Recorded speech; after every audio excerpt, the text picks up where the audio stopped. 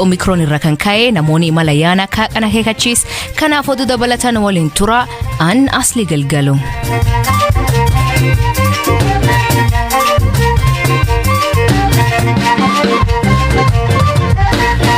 Dhaggeeffattoonni oduutiin jalqabaanii dubbii himaan TPLF obbo Getaachoo Radaan waraan waggaa tokko caala lakkoofsiseen finciltoonni Tigraay haleellaa xiyyaaraa waraana Itoophiyaa fayyadameen dhibba jalseenuu him.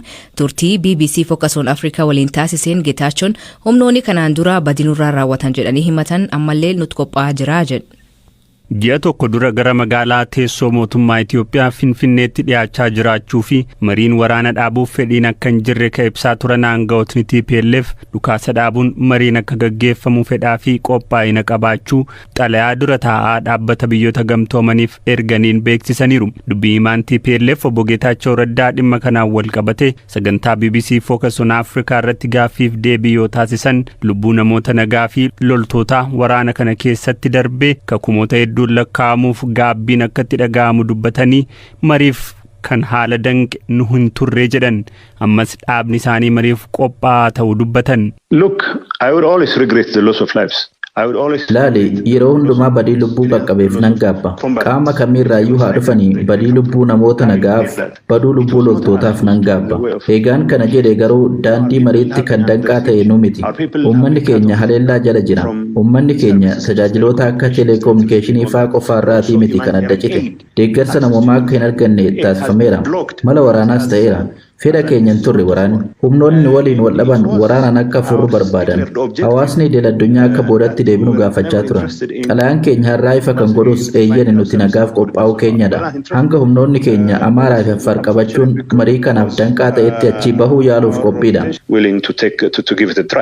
Humnoonni TPLF naannolee Amaaraa fi Affaar keessaa bahuun isaanii tooftaa waraanaaf ta'uu ka dubbachaa turan obbo Getaachoon amma mariif carraa kennuuf naannolee kana keessaa bahu dubbatan. Pirees Seekreetariin waajjira ministeera muummee Billanee Siyyum ibsaarra miidiyaaleef kenniteen waraana jabaa tibba kana gaggeeffamaa tureen humnoonni TPLF naannolee Amaaraa fi Affaar hedduu keessaa injifatamanii bahuu himaniiru. Qaamni fedhe yaada TPLF tooftaafan bahee jedhu amanuun mirga ta'us ragaa argachuuf miidiyaaleen garas akka imalanii gabaasan gochuu akka danda'anis himaniiru. Obbo Getaachoon gaaffiif deebii isaaniin ammaan tana haleellaan xiyyaaraa keessumaa ka diroonii naannoo Tigraay keessatti raawwatamuu itti fufuu isaatiin daangaa qilleensaa naannoo Tigraay balalii qilleensaa ala akka ta'u hawaasni idil addunyaa tarkaanfii akka fudhatu gaafataniiru.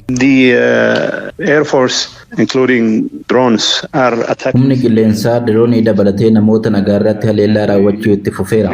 Waraanicha keessatti qaamolee dabalataa biroo hirmaachisuun kan naannoo fi idil addunyaa taasifamuu hubachaa turre.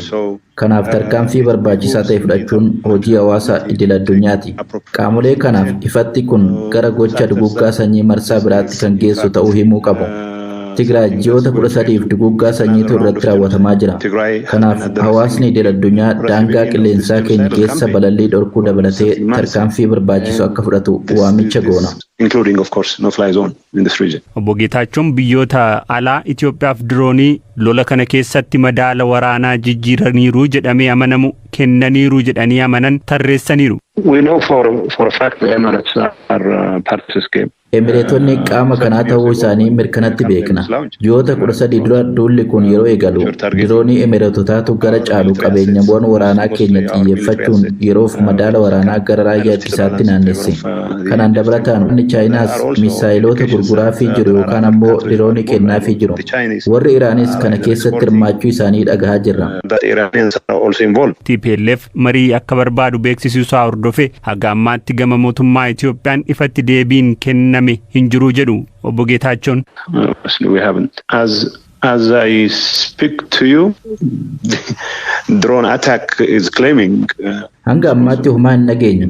Amma yeroon sitti dubbachaa jirutti haleellaan diroonii Maqalee qofatti osoo hin taane kibba Tigraayitti lubbuu namoota baay'ee galaafachaa jira. Kan xiyyeeffatame namoota nagaadha. Dhimma kana haalaan ilaaluun kan hawaasa idil addunyaati. Dubbi himaa waajjira laa US Ned Price TPLF naannoo Amaaraa fi Affaar gadhiisanii ba'uun gaaffii keenya yeroo dheeraa waan turee fi waan deeggaruu jedhe. Deetaa ministeera jalaa Itoophiyaa obbo Ridwaan Hussein mootummaan hidhattoota TPLF hordofee Tigraay keessatti duula haaraa banuuf yaadin qabu jedhe. Ta'ullee gareen kun humna deebi'ee ijaaramee haleela raawwachuu akka hin qabaanne mirkaneeffachuu feesisaa jechuun dippiloomaatoota biyya alaa Finfinnee jiran waliin yoo mari'atan dubbata.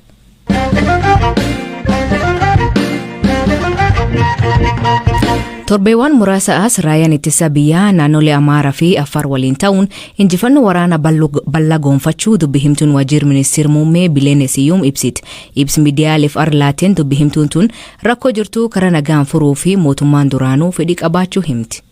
I have to reiterate again the position of the government which has been stated over the past year that ejjennoo mootummaan waggaa tokko dura fudhate irra deebi'uudhaan yoo ibsu rakkoon jiru karaa nagaan akka furamu mootummaan gaafachaa ture. Erga waraanni eegalees akkasuma furmaanni karaa nagaan akka argamu fedhii dhiyeessee ture.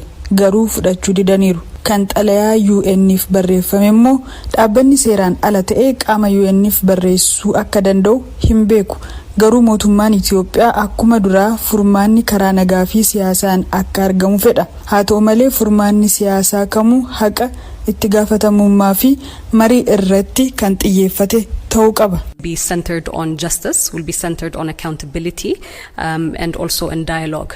Dubbi himaan TPLF obbo Getaachoo Radaan turtii BBC Focus on Africa waliin taasiseen waraana Itoophiyaa fi Eertiraa daangaa naannoo Tigraay irratti walitti qabamaa jira jechuun haleellan banamuu mal jedhee yaaddoo akka qaban ibsi. Dabalataan humni qilleensaa fi diroonii dabalatee lammiilee nagaa irratti boqonna malee haleellan raawwatamaa jiraachuu ibsi. Bileen gambisiitiin oduuntuun dhugaa irra ka fagaatee jette. I don't have any information of any advancements. Waraanni Itoophiyaa daangaa naannoo Tigraay irratti walitti qabamaa jiraachuu fi gara Tigraayitti qajeeluu odeeffannoo hin qabu. Garuu mootummaan yeroo haleellaa xiyyaaraa geessisu seelii fi dawoo shororkeessitootaa irratti akka xiyyeeffatu ifa godhaa ture. Kun seeraan raawwatama. Lammiilee nagaa irratti haleellaa raawwachuun karaa mootummaan itti fayyadamu miti. Garuu gama kaaniin dhaga'uu ni dandeessa. Although you would hear it from the other end. Mootummaan Itoophiyaa marii biyyoolessaa hundumatti geggeessuuf Komishinii hojii kan olaantummaan hojjetu hundeessuuf murtee paarlamaa eegachaa jira. Komishinii kan hundeessuun kutannoo mootummaan duraan kaa'e murteessuu jetti. So following the outcome of the 6 national elections and the formation of a new government, one of the filannoo marsaa ja'affaa fi hundeeffamuu mootummaa haaraa hordofee murannoon darbe tokko wal dhibdee biyya keessa jiru furuuf mariin biyyaalessaa hunda hammatu akka raawwatamudha. Kanaafuu manni maree ministeerotaa wixinee labsii komishinii marii biyyaalessaa hundeessuun murtoo darbe kana mirkaneesseera. Komishiniin marii biyyaalessaa kun dhaabbata dimokiraatawaa kan dhiibbaa siyaasaarraa bilisa ta'e akka ta'u nan amana. Komishinichi mana maree bakka bu'oota uummataatti itti gaafatamummaa qaba.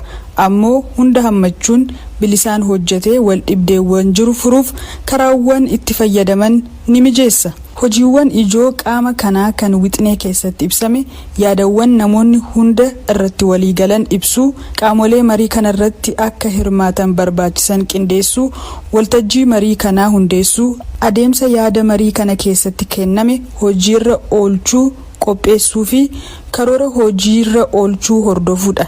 Wixineen dhiyaate kun torbanoota dhufu keessatti akka darbu eegama. Kun demokraasii Itoophiyaa irratti karaa haaraa kan banuu fi sadarkaa guddinaa barbaachisaa ta'edha. Inevitably open up another phase in Ethiopia's democratization process anchored in inclusivity. Dhaggeeffattoonni amma gabaabaa addunyaa isaanii dhiyeessaa jalqabanii naannoo Amaaraa iddoowwan finciltoota TPLF qabamanii turanitti miidhaa namaa fi qabeenya erga'ee garee qorattuu bobbaase. Itti gaafatamaan waajjira pilaanii fi misooma naannichaa obbo Animut Ballaxaa waajjiraalee naannichaa keessa qofaa garee ogeessitoota 120 ol qabu akka bobbaasee BBC'tti hime. Qorannoon kun kaab Shaawaa, Kibba Walloo, bulchiinsa Oromoo, godinoota kaab Gondarii fi Kibba Gondarii fi magaalota lama jedhan.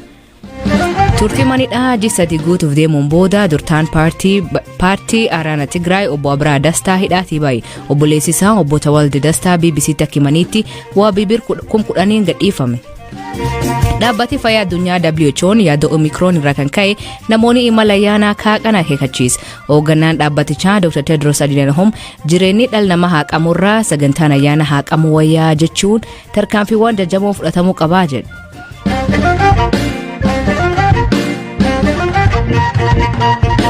Dhaabbileen siyaasaa gugurdoon Oromiyaa keessa jiran marii biyyaalessaa hundirmaachisee fi hamaata ta'an geggeeffamuun yaada yeroo dheeraaf dhiyeessaa turaniif ta'uu fi akka eegamuutti geggeeffamnaan egeree Itoophiyaa fi bu'aa guddaa akka buusu himan. Qondaloonni adda bilisummaa Oromoo fi Koongireesii Federaalawaa Oromoo yaada BBC'f kennaniin abdii fi yaada marii kan irra qaban himan. Hoogganaan sabquunnamtii ABO obbo Lammii Gammachuu waa'ee yaada marii biyyaalessaa miidiyaan dhaga'u malee karaa dhaabaan qubi hin qabnu jedha.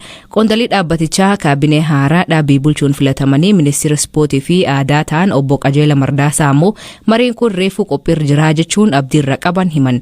Hoogganaan wajjir dhaab kafaa obbo Xuruuna Gamtaa ammoo affeerran isaan ga'uu dubbatan. Yaadi isaanii wal dura duuban dhiyaata. Nuti ammayyuu qophiidha maree siyaasaa biyya kanaa keessatti itti kamiiniyyuu dursee malee booda miti. Dhaabni keenya yeroo hundumaa rakkoo biyya kanaaf furmaata kan lafa kaa'u. Garuu qaamni kun walaban inni jedhu dhaabbilee barbaachise hirmaachisee warra kaan warra hin barbaanne irraa walaba ta'uusaaf abdii maaliidha qabna. Kanaafuu nun miidiyaa irraa waan dhaga'amaa jiruun addatti waan dhageenye hin qabnu, waan argine hin qabnu akka seeraa sinirmaachisa jedhamee waan qoodarraa fudhanne hammatti hin qabnu. Garuu akka qoodarraa fudhannuuf immoo nuti yeroo adda addaatti himaa turre inni biraa immoo walaba isa jedhuu fi haala amma jiru walaba nama hin jechisiisu. Maaliif biyya kana keessatti civic societyota adda addaa jiru, jaarmiyaaleen adda addaa turaniiru. Isaan kun kan isaan oofaman eenyuun akka ta'e hunduu waan quba qabu. Waan hamma hundeeffamu kana mormuu yookaan osoo hin taane inni sun boqonnaa biraadha. Garuu walaba jennee amantaa hirraa hin qabnu. Paartiilee tokko tokkoon yookaan dhuunfaadhaan xalayaan marii akkasiitu jira jedhamee ergame hin jiru. Sadarkaa qophii irra jiramudha malee sadarkaa itti waltajjiin qophaa'ee ajendaanis ifa ta'ee namooti itti affeeramaa jiranii miti. Paartiileedhaaf mata mataatti wanti ergame hin jiru, nu biras hin geenye. Gaafa yeroon isaa ga'e immoo hin hirmaanna jennee abdanna. Gaaffiin kun bara dheeraarraa jalqabee deemaa ture waan ta'eef fedhii nama hundaa, fedhii qaamota baay'ee waan ta'eef ni milkaa'a jennee abdanna. Hirmaannaan isaas ni bal'ata jennee abdanna. Mootummaanis kanarratti koomitmentii murannoo agarsiisee bollilii waan akkasii gadi baasuu isaatti gaariidha jennee fudhanna nuti. Mana maree paartilee siyaasaa Itoophiyaa jedhamu wajjinis mari'atame yaada keenyas ibsineerra. Ammas gara fuulduraatti dhimma kanarratti marii geggeessuudhaaf waamichi nu ga'eera. Kanaaf waamicha sanarratti hirmanne waan jechuun nurra jiru yaada keenya dhiyeeffachuudhaaf qophii goonee namni ramadameera. Kanaaf itti adeemna. Waamichi gama mana maree paartilee siyaasaatiin immoo gama mootummaatiin isiniif taasifame? Waamichi kan nu godhame mana maree paartilee siyaasaa Itoophiyaati. Dheeressuurraa as gabaabsanii biyya keenya keessatti nagaan bu'ee jireenyi namaa akka tasgabbaa'ee iddootti deebi'uu barbaanna nuyi. Garuu amma kan yaaddoo nuyi qabnu gaaffii keenyaan ala baay'ee dheeratee sadarkaa hin barbaachifne akka ga'u kan godhamaa jiru jira. Garuu isa maal goona bira geenye yaada keenya ibsuudha. Yaada keenya fudhachuu baannaan immoo nus kaayyoo hawaasaa qabna, kaayyoo saba keenyaa qabna. Kaayyoo saba keenyaa sana dabarsinee hin kenninu, irratti hirmanna moo irratti hin hirmannu isa jedhamu kana gara fuulduraatti waan murtaa'uudha. Koreen irratti taa'ee mari'atee waan murteessu malee ani amma kana ta'a sana ta'a jedheeti waan inni dubbadhu hin qabu. Garuu seerraan godhamee isatti adeemaa jirra. Dhaggeeffattootni sagantaan har'aa ganumaa nu waliin turuu keessaniif ulfaadha.